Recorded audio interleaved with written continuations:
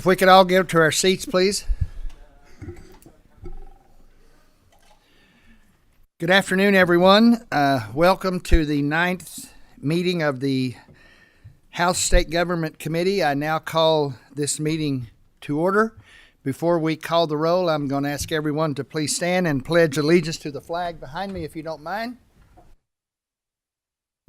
I pledge allegiance to the flag of the United States of America and to the republic for which it stands, one nation, under God, indivisible, with liberty and justice for all. Thank you. You may be seated. Madam Secretary, please call the roll today, if you don't mind, please. Representative Bojanowski. Here. Representative Bowling. Here. Representative Bratcher. Here. Representative Chester Burton. Here. Representative Graham. Here. Representative Heath. Representative Heverin. Representative Herron. Here. Representative Hodgson. Here. Representative Huff. Here. Representative Johnson. Here. Representative Maddox. Representative Rawlings. Here. Representative Tate. Here. Representative Tipton. Here. Representative Williams. Here. Representative Witten. Here. Representative Imes. Representative Hale. Here. We do have a quorum today, and we are constituted to do business. Before we proceed to the first item on our agenda today, and we do have a very lengthy agenda today with 7 bills, I would remind everyone, please, in the audience, please silence your cell phones during the meeting at this time, if you don't mind. For those that will be coming to the table to speak, when you come to speak at the table, please make sure that your green light is on your microphone. And if you need to cast a vote, please make sure that you cast that loud enough so our secretary and we can record that. Again, welcome today. The first item on the agenda today is House Bill 517, sponsored by Representative Meade, an act relating to legislative ethics. Welcome,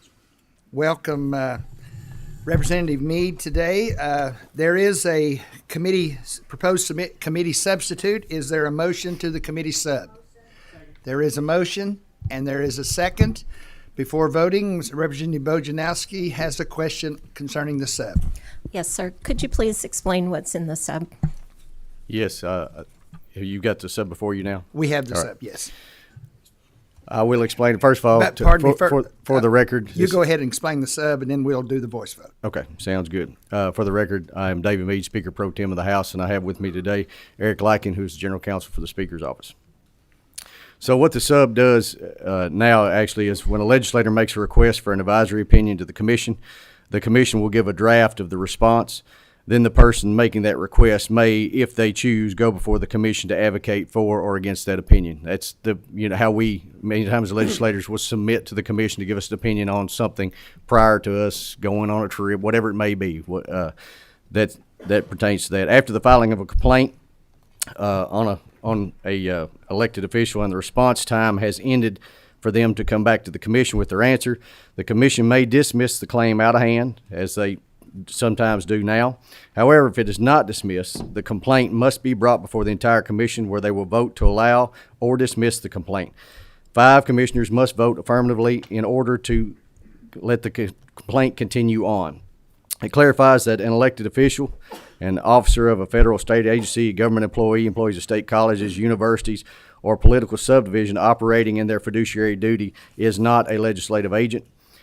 It also clarifies that lobbying does not include a person whose official responsibilities do not include lobbying, is not compensated specifically for the purpose of lobbying, who is an officer, managerial personnel, or an employee with specialized knowledge or expertise of a business, and who participates in meetings or conversations accompanying a legislative agent engaged by the employer or organization to lobby on a particular issue.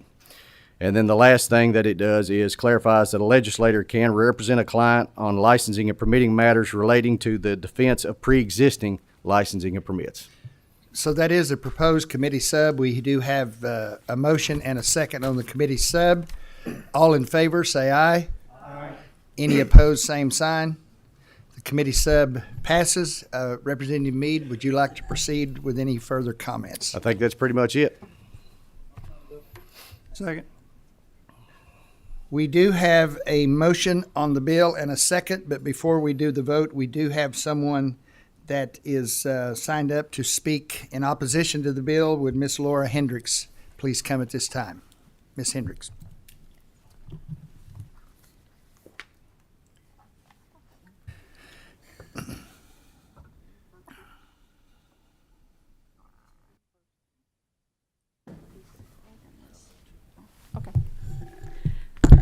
Sorry. Good afternoon, ladies. Would afternoon. you both please identify yourself for the record today, and then you may proceed. Yes, sir. I'm Laura Hendricks. I'm the Executive Director of the Legislative Ethics Commission.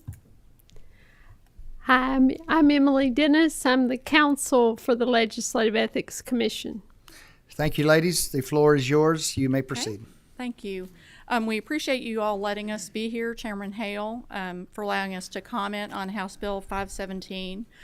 And we also appreciate the sponsor for giving us a copy of the sub, which was very helpful to us. I just want to give you a little bit of background. I know you're busy, but just give you some background on what the ethics code, legislative ethics code, has meant to you all, and then lead into why it is that we have a few objections to how this bill is drafted. Just as background, 30 years ago, this General Assembly passed one of the strongest ethics code in the nation in response to the Bobtrot scandal, which has really helped protect the integrity of you all and the body.